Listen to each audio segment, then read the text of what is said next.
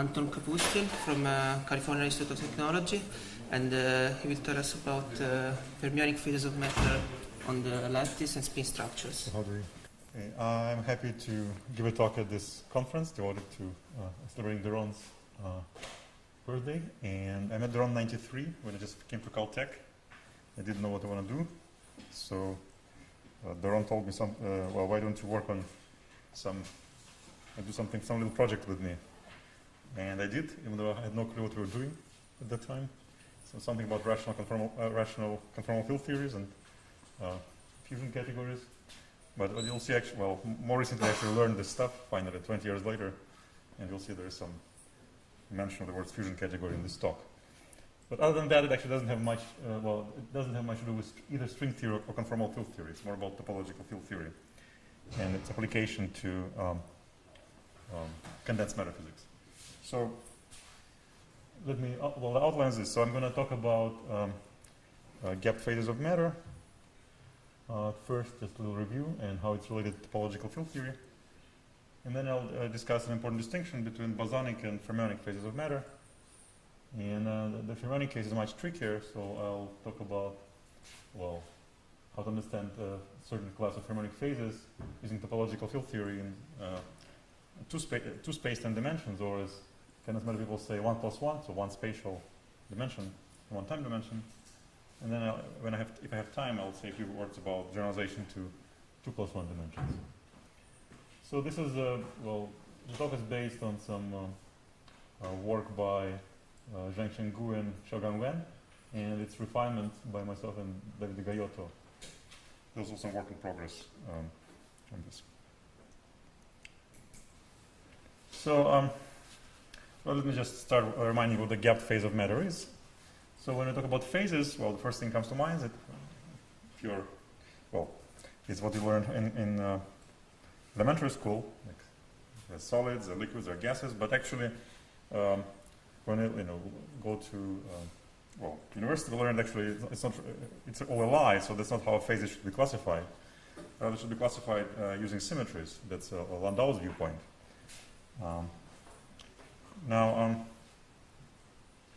So I'm specifically interested in quantum phases of matter, which means they go to extremely low temperatures, and they're the most basic feature of the phase is where there's an energy gap, that is gap between the ground state and the first excited state in the large volume limit.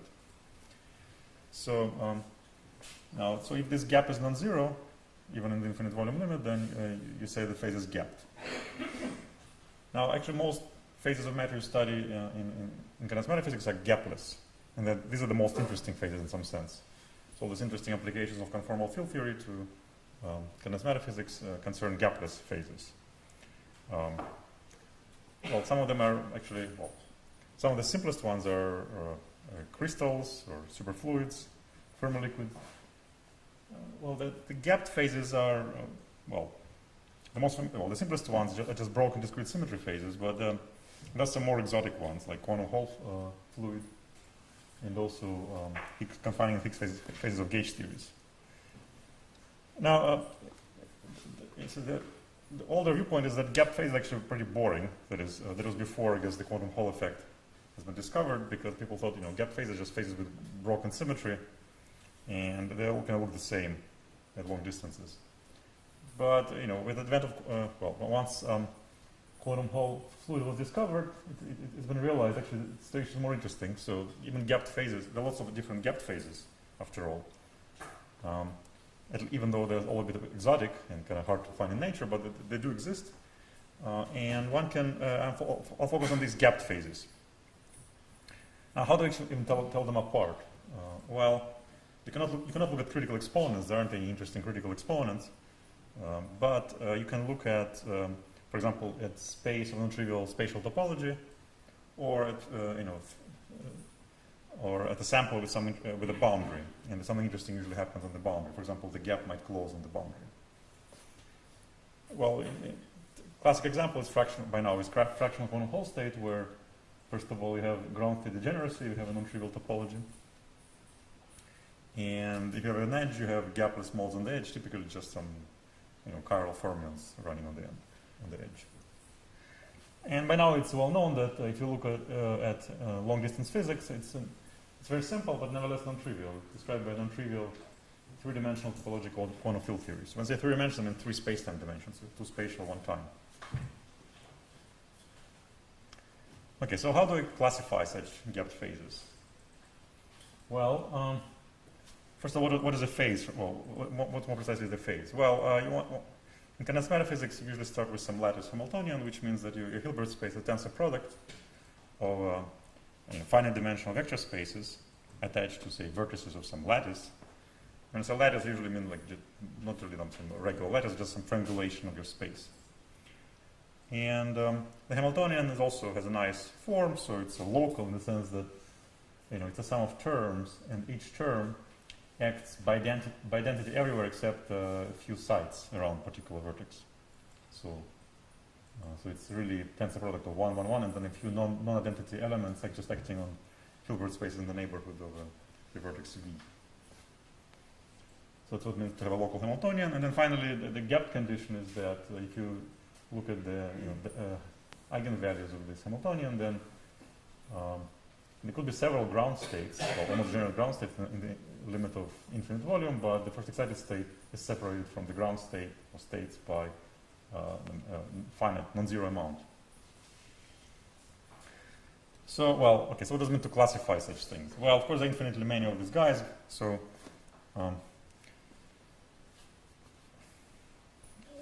well, okay, so let me just make so when I say classify, I mean, first of all, I'm allowed to deform this Hamiltonian in an arbitrary way, but preserving the gap. And, well, and also this locality property. Well, so it's actually rather difficult, would be rather difficult to classify such, well, mathematically, like classifying such Hamiltonians up to homotopy in the class of such Hamiltonians. That's rather difficult to do it still.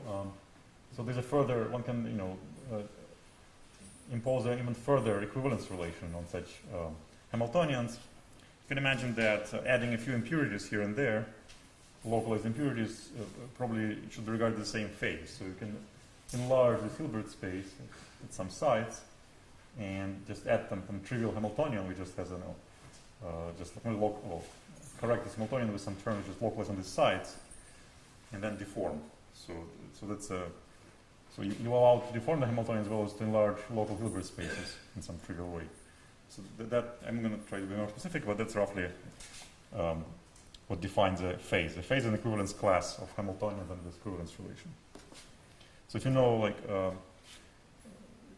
the mathematical analogy, if you know, like a little bit about K theory, it's like classifying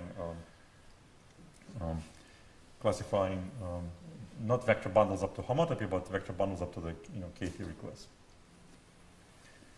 Okay, so how do we solve this problem? Well, it's actually, there's no theory of this except in very low dimensions, like actually one spatial dimension.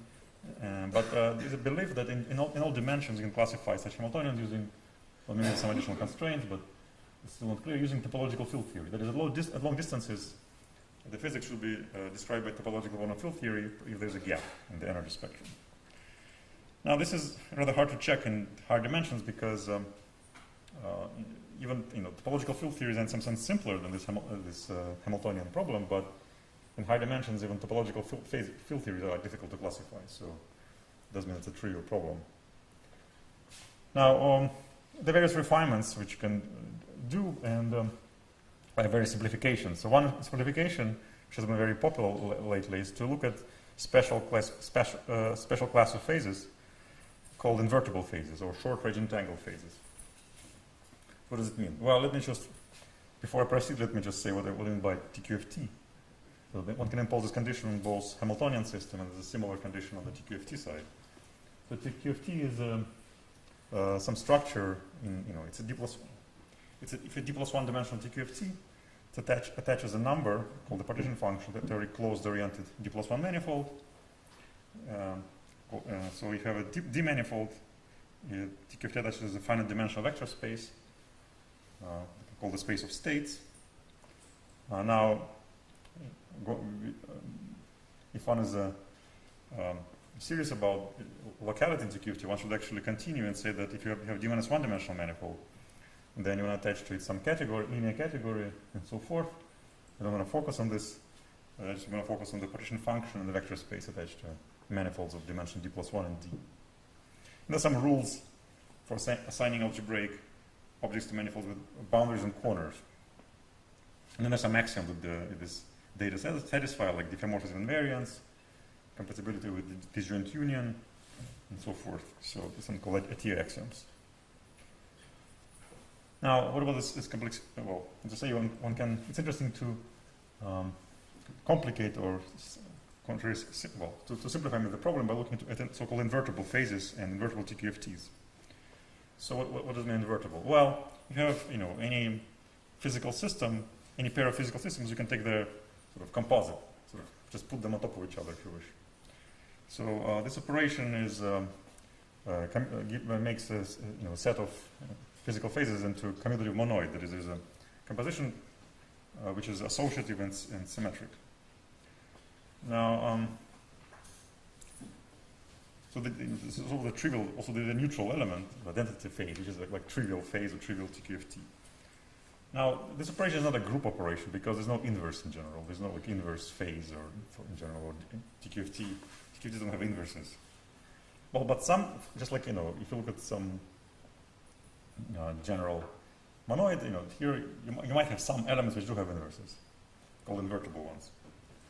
So you can easily see that an invertible phase of TQFT has unique states. There is no degeneracy for any closed spatial geometry. So in some sense, they're very trivial TQFTs, but not entirely trivial because the partition functions, for example, attached to closed d+1 dimensional manifolds can be non-trivial numbers. Can you give an example? Some simple. Well, I mean, to get something non-trivial, I'll get some examples later, but what I'm saying is well, it's rather difficult to give examples which don't seem completely trivial, so let me just give you, when you have some symmetry, then it becomes more non-trivial. So there is actually, well, here's a sort of an answer, but not in a physical way. So it turns out you can classify at least the partition functions of TQFTs, that's one thing. And second, you can show that partition functions of TQFTs actually determine the TQFT itself. That's not true for non-invertible ones, but for invertible ones, it is true. It's a theorem by Frieden and Hopkins. Actually, the paper recently came out proving this. And the claim is that invertible TQFTs are nothing just but some all familiar mathematical objects in homotopy theory. Namely, they are basically Pendragon duals of the cobordism group, or Pendragon of the bordism group in d dimensions. So, well, capital D is little d+1. So, also known as Thom bordism groups. Now, actually, Thom computed, these groups have been computed for all dimensions, and it's not a very easy, takes some work to compute it, and so this is the little table, what they look like. So, the Pendragon dual, the torsion part of these groups is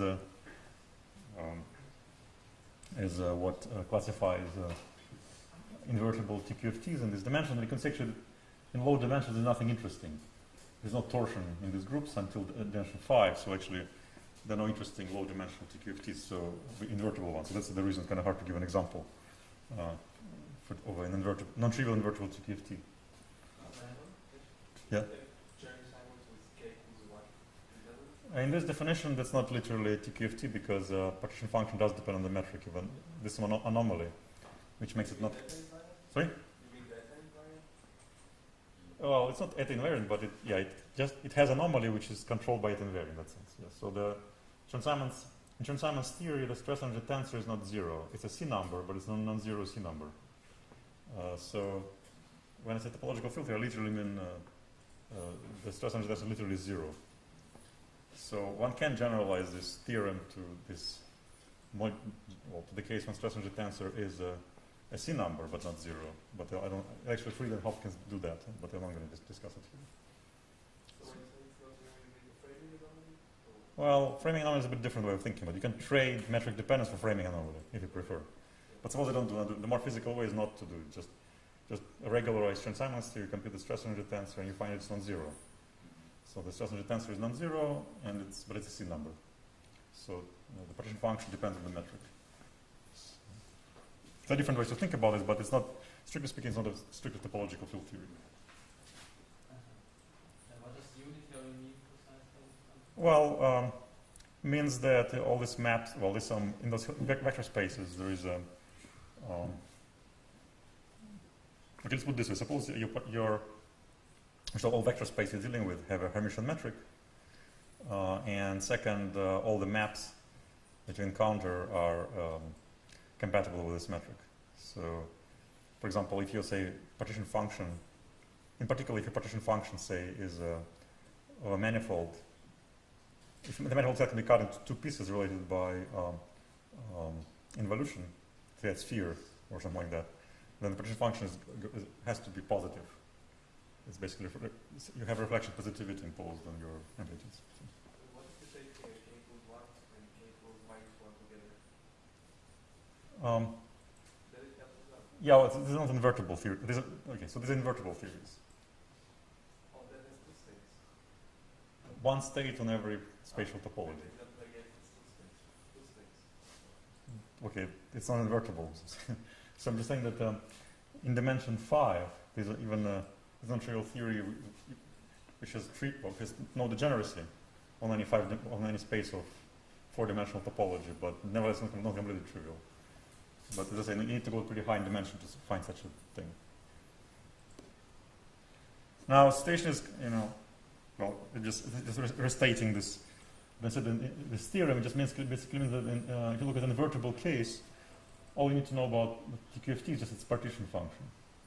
And that's the very first non-trivial TQFT has this partition function that determines it uniquely. So, well, if some 5 manifold, then you can compute the partition function evaluating some particular Stiefel-Whitney number of this manifold. So this is a more physical description of this TQFT as well, but I don't have the time to explain it. Now, since the situation is so boring, you could say, well, why focus on this case? Well, one can make it less boring by adding some symmetry to the problem. And what does it mean to add symmetry? Well, we can just say that suppose each of these local Hilbert spaces is a representation of some symmetry group, say finite symmetry group, and the action of G on this tensor product Hilbert space comes to the Hamiltonian. And then I'm going to say, well, what's the phase with the symmetry G? Well, I'm doing the same thing as before. I'm requiring the Hamiltonian to have a phase. I'm declaring that two Hamiltonians differing by deformation define the same phase, but the deformation must preserve the symmetry. So this is a more refined problem, and if you try to classify invertible phases with a symmetry, then you get something more interesting. And on the TQFT side, there's a similar refinement. You can look, what is the TQFT with the symmetry G? It's a global symmetry. Well, instead of just considering partition function as a function of a manifold in which the theory is defined, you can imagine that since there's a global symmetry, you can couple that symmetry to some external gauge field. In this case, a discrete gauge field. And then your partition function is a function of that flat connection on your manifold. And in the case of discrete G, a flat connection is the same as just a G bundle. So basically, you're talking about partition function as a function of the manifold and the G bundle. So that's called usually a G-equivariant TQFT. Similarly, we have a little d-dimensional manifold N. To get a vector space, you need to also specify some G bundle on that manifold. So the vector space is not dependent on extra variable, this G bundle. Again, invertible in this level simply means that the space is one-dimensional for every pair of labels, but there is some extra datum in the partition function. And the partition function now can depend on more things, namely on the bundle data. And then it turns out that there is a similar theorem which says that that's all you need to know. And it says basically that the partition function can be thought of as a Pontryagin dual of the torsion part of this equivariant Bordesian group. And now it's not so easy to write down the answer in every dimension because it depends also on choice of the group.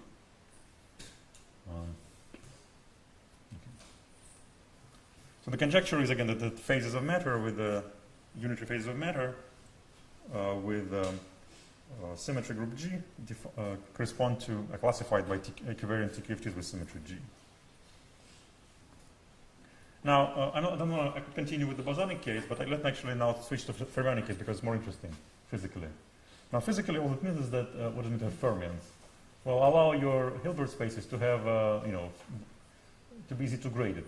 That is, there's a grading given by the fermion parity operator. Seems like a very trivial thing to do. Eigenspaces with eigenvalue -1 are called fermionic states, and eigenvalue +1 are called bosonic states.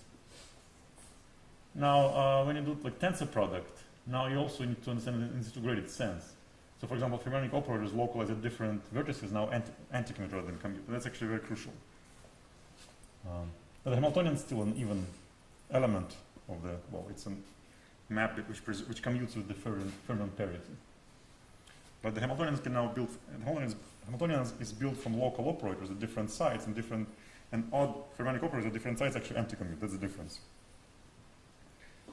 Now, I'm assuming the symmetry group commutes with the fermion parity, so there's no supersymmetry in that sense. Okay, so this is a very natural modification from a physical viewpoint. But what is the analogous modification on the TQFT side?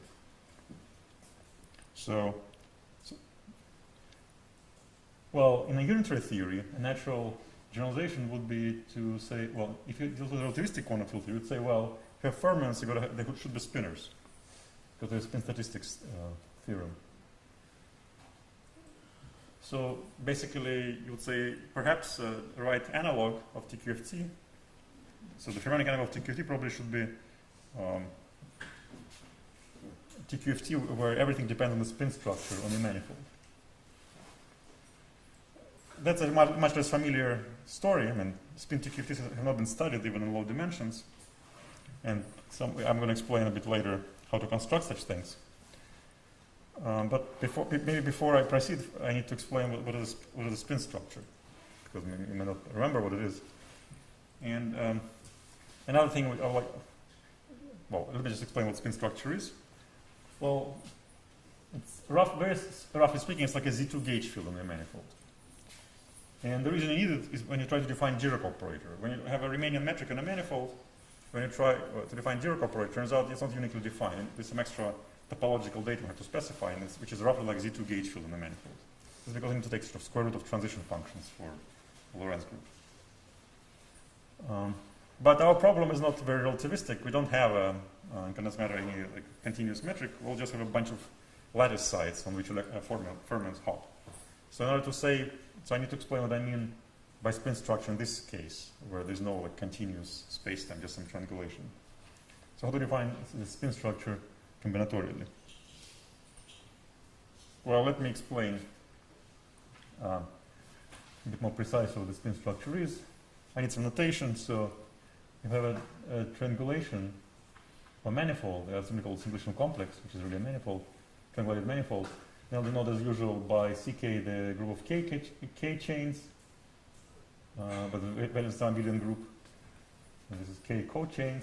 So K chains are just linear combinations of simplices with some coefficients in this abelian group. This C upper K is just functions on simplices of dimension K with values in the same group. And then you have notion of a closed chain called ZK and co-closed co-chain. These are called cycles and co-cycles. And then there's some further nice things you can do with chains and co-chains. In particular, you have co-chains. There's something called cup product of co-chains, which makes co-chains into if this A is actually, if A is a ring, not just an abelian group, then you have a cup product on this space of co-chains, which is nice associative product. It's not commutative though, or even supercommutative. So that's going to play some role later. Okay, so as I say, so what is the spin structure in these terms? Well, spin structure, the way it's usually defined, is just some way to parallel transport spinners, and not to need to define the Dirac operator. Now, more formally, you could say it's a way to lift a principal SOD bundle of oriented frames to a principal spin D bundle. Okay, that's not very useful for us on the lattice, because on a lattice, you don't actually have naturally defined bundle of frames. So how do we deal with this complication? Well, one more thing you can say about spin structure is that, well, in what sense they're like, first of all, unlike Z2 gauge fields, not on every manifold you can have a spin structure. So there's some class called second Stiefel-Whitney class.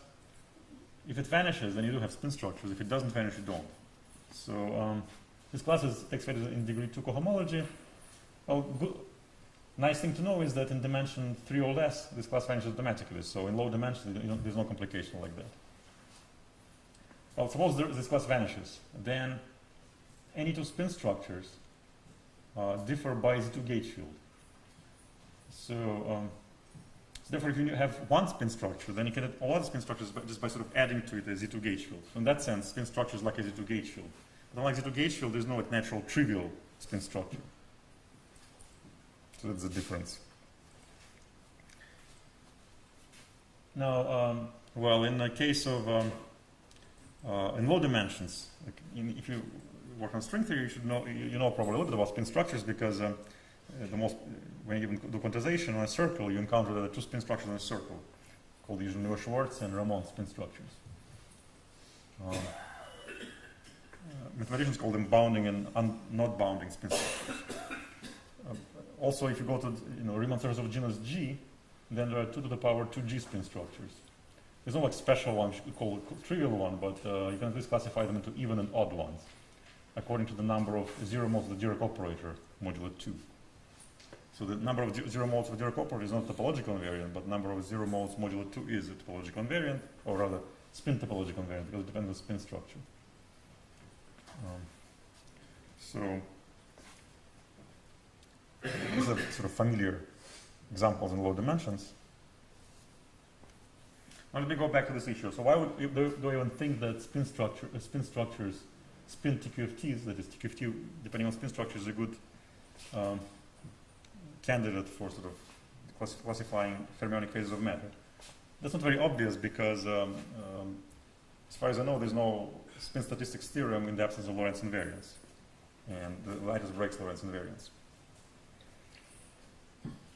Now, it turns out that there is even though spin statistical relation is not obvious, nevertheless there is something called spin structure on a lattice. It's some sort of analog of spin structure. And it can be defined combinatorially. There's an old observation, actually due to Stiefel himself, that the second Stiefel-Whitney class can be defined combinatorially. Actually, all Stiefel-Whitney classes can be defined combinatorially. But moreover, it turns out you can turn it into the combinatorial definition of a spin structure. I could wonder why is it that you don't need to worry about these complications of difference between spin structure and Z2 gauge field. Why don't you encounter it when you talk about Dirac operators on a lattice? Well, people who work on lattice gauge theories, of course, did worry about this a little bit, but they typically work with just toroidal geometry, and there's no distinction between spin structures and Z2 gauge fields. But I want to work on the general lattice. Now, before I explain why there is spin statistical relation on the lattice, let me just do a quick check of that this sort of makes sense. So, in low dimensions, I can actually classify these invertible fermionic phases directly using some general representation of ground states. Well, I can show that in dimension 1, any discrete system can be thought of as a sort of spin chain. And moreover, the ground state can be described by some simple ansatz called matrix product state. It can be used to classify all invertible phases of matter, both in bosonic and fermionic case. In the fermionic case, turns out that the answer is given by this set. You have cohomology, of the classifying space of the group in degree 2, 1, and 0. And well, if you're interested in just in classifying just fermionic phases without regard to any symmetry, apart from fermionic parity, actually you can just forget about the first two factors, and the classification is just Z mod 2. So there are two non-trivial. There's a trivial class and there's a one non-trivial class. So that maybe you heard about something called Kitaev spin chain. That's a representative of this non-trivial class in this last factor. So when you have a spin chain which is gapped, but on each end of the chain there is a Majorana zero mode. Now, okay, let's try to see if we can reproduce this classification using spin to QFT. And first, let's just set the symmetry group to be trivial. So we just want to get this trivial fact that classification of fermionic phases in one spatial dimension is Z2. So how do we see that from TQFT? Well, just as I stated, there is one can, of course, there's some general theory of Fried and Hopkins, but there is actually a discussion already in physics literature by Moore and Siegel of what spin to QFTs look like. And they actually explain that there's a unique non-trivial invertible spin to QFT. So as usual, again, in the invertible case, all we need to specify is the partition function. As a function of what? Well, the function of the, well, you need to choose this is two space-time dimensions, so you need to choose a genus of the Riemann surface and a spin structure of that Riemann surface. And then write down some invariant of this pair. So what sort of invariants are there? Well, it turns out there's only one relevant invariant. It's called the ARF invariant of the spin structure. That's literally what I said, the dimension of the kernel of the Dirac operator, modulo 2. That's the only invariant of spin structure, relevant invariant of spin structure there is. So it's just so this partition function then is just a plus or minus 1, depending on the value of this invariant. So that's this is the unique and non-trivial class that you have here. Well, with some work, we can also describe, given the partition function, should be able to reconstruct the whole spin to QFT, and that's the answer in this case. So the vector space attached to a circle is one-dimensional because it's an invertible phase, but if depending on the spin structure, in a short spin structure, then this is a one-dimensional even vector space. There's a bosonic one, and when it's a fermionic when it's Ramon spin structure, it's an odd fermionic vector space. And we can go further and even describe category of boundary conditions for this theory. It's category of modules over the Clifford algorithm generators. So in this case, this agreement, well, that's a very trivial check, of course. Just need to reproduce this unique non-trivial class. Now, when I have a symmetry group, it's a bit harder. But again, one can apply to this theorem, which says you need to compute this spin Bordism group over a classifying space of the group. And with some work, you can do this computation purely mathematically, and one find actually the same result as in its physical derivation. So in one spatial dimension, things seems to work fine. Now, but that's sort of not very impressive. The question is, okay, after all, what is the connection? How to actually, first of all, describe what are the lattice model corresponding to some abstract dual over some Bordism class? So what's the connection? How can actually reproduce, starting with a particular element in the Bordism group, or rather its dual, how do I construct the actual lattice system which realizes this class? Now, for that, I need to actually know how to define spin structures in the lattice. So there's actually a very nice old theorem by Atiyah, which almost tells you what to do. It tells you that a spin structure can be thought of as some pure algebraic thing attached to a manifold, attached to a triangulated manifold. It's only in 2 dimensions. So the point is this. First of all, if you look at 2-dimensional manifold, you can look at degree 1 cohomology, that is space of Z2 gauge field physically. Then on that space, there is a bilinear form called intersection form. Just, you take cup product and integrate over the whole manifold. Now, you can think of this guy as a vector space over the field with 2 elements. And then this is a bilinear form on this vector field. Now, when you have a bilinear form, it's natural to look for a quadratic function from where the bilinear form comes from. So remind you that if you have a bilinear form, then a quadratic refinement of this bilinear form is a function which solves this equation.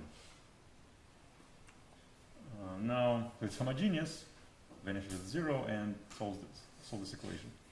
Now, if you look at the case of vector spaces over like complex numbers or real numbers, then of course this bilinear form is uniquely defined. So this quadratic function is defined by the bilinear form, but in general case, like say, filled with 2 elements, actually it's not. There are different choices. Well, it turns out actually there's one correspondence between the choice of this quadratic function on H1 and spin structures. So it's really combinatorial definition because H1 is defined combinatorially, and intersection form can also be defined combinatorially. So, and then one can even write a, well, given this understanding that there is a correspondence in quadratic functions and spin structures, you can write down sort of explicitly this partition function corresponding to given elements of this cohomology groups, this alpha and beta gamma class. So, yeah, so there's 3 cohomology classes here, here, and there, and called alpha, beta, and gamma, and the partition function can be written explicitly in terms of this quadratic function attached to a spin structure. The question is how to reproduce this as an actual partition function of some physical looking system. So here's the key observation. It turns out that to get something like this out of a out of a statistical mechanics model, you have to allow fermionic models. Like normal partition functions, like say Ising model partition function, are written as some configuration space, say of spin variables. Now there's no way to get anything of what I said from such kind of model, but there's some natural generalization. Physically, when you sum over bosonic variables, it's natural to generalize to the, think of sum as an integral, and then it's natural to generalize to the case when you also have fermionic variables. And then when you sum, you should integrate over fermionic variables and sum over bosonic ones. That's called fermionic state sum model. So, okay, so the claim is that for any, so all these partition functions can be constructed from such fermionic state sum models.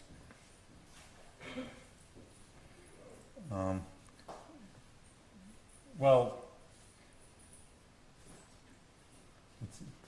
So let me quickly outline how it works in 2 dimensions. One starts, well, I just look at the simple case when there's only one of these parameters non-zero. So in this case, beta A is just some degree 2 cohomology class.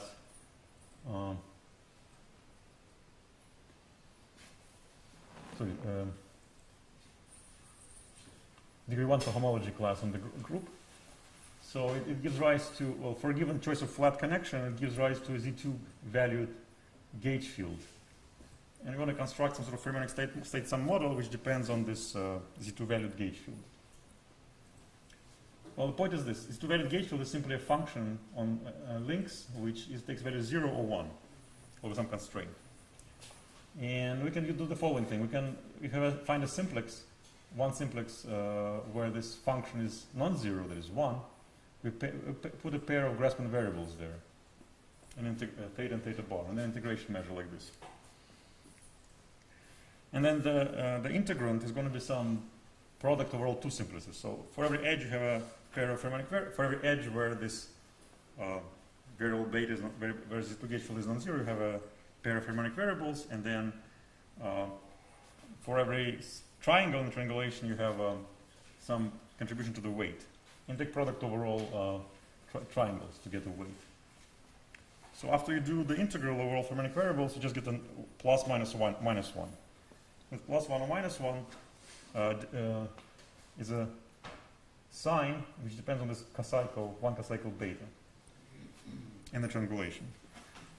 Now we would like to call that the partition function of the state sum model, but you can't because it's not really topological. It depends on the actual triangulation. We don't want it to depend on triangulation. Well, it turns out you can actually fix this up by a very simple device. You can just multiply sort of this quantum part by a sort of classical correction factor.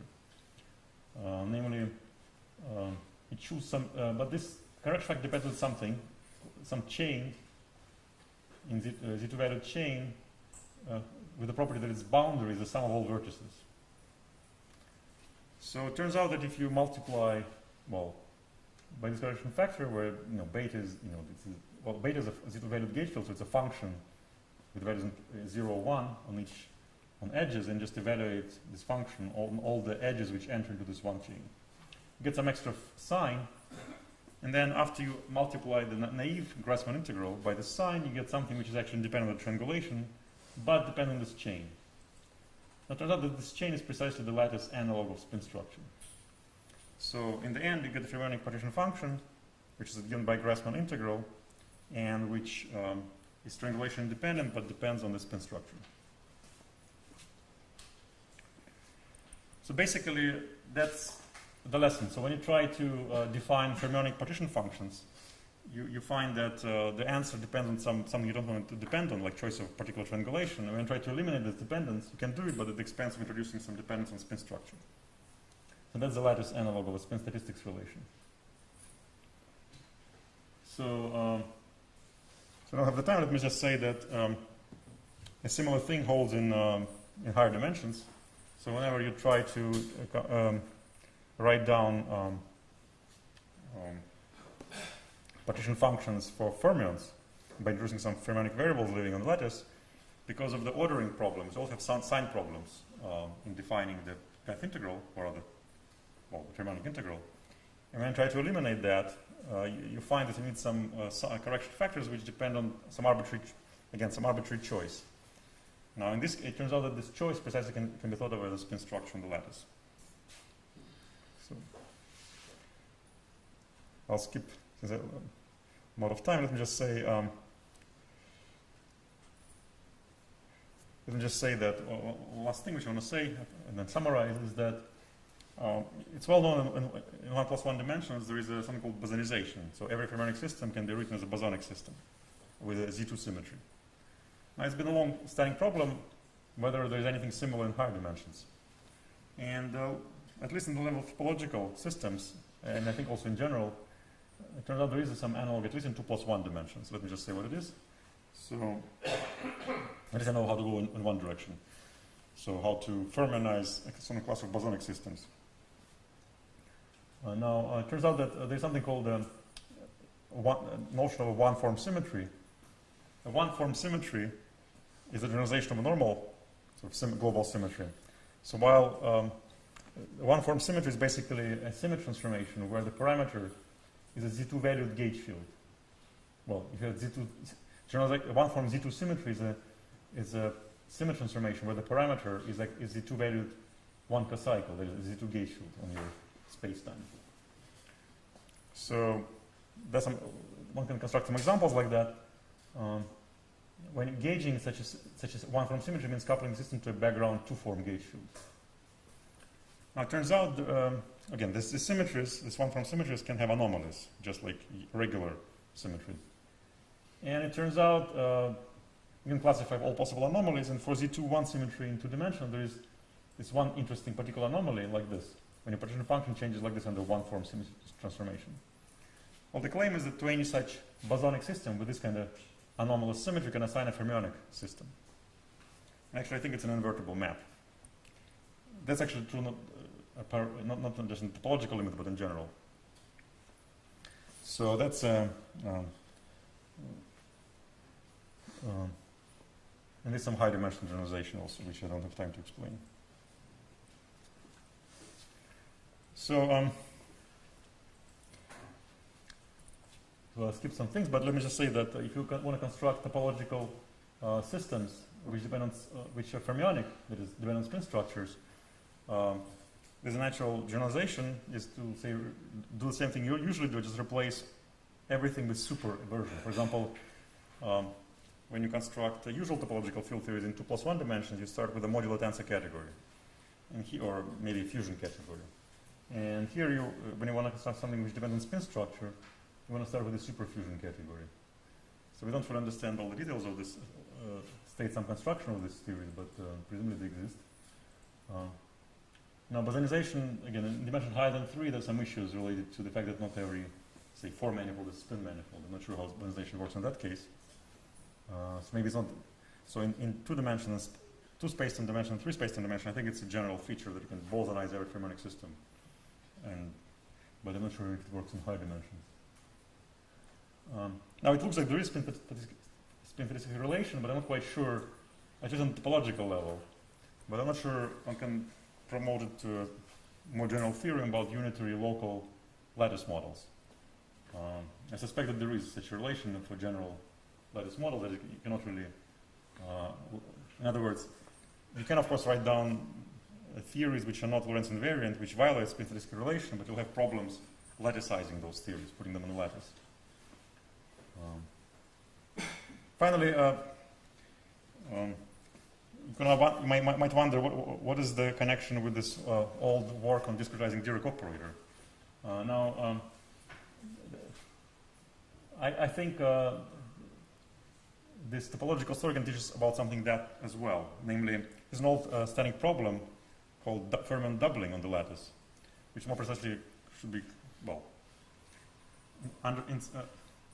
Fermionic doubling roughly means that you have like twice the number of fermions you want. Now, maybe this approach seems to suggest how to discretize Dirac operator without any doubling at all. So, and the answer is that in general you need to couple the system to some topological bosonic degrees of freedom. So, only to some, there is the naive approach to latticization, just introduce the fermionic fields, which are just discretization of the usual fermionic fields, but that leads to at least to doubling of the fermionic number of degrees of freedom. But it seems like if you introduce some discrete bosonic variables living in some on simplices of higher dimension, you can actually go around these doubling theorems and get a system which is in the continuum limit just literally gives you a single flavor of Dirac fermions. So I think I understand how to do this in the case of 2+1 spatial dimensions, but nice to see how it can be extended to higher dimensions. I'll stop here.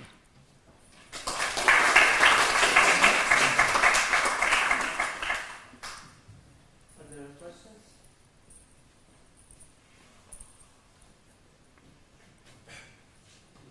I'm not sure I understood your last comment. Are you using one more dimension, like domain wall? No, I'm talking about Dirac fermions, not without chiral symmetries, they're massive ones. So I don't care about. Oh, you don't care. You just want to Yeah. see. Any other questions? Okay, if not, let's thank our speaker then.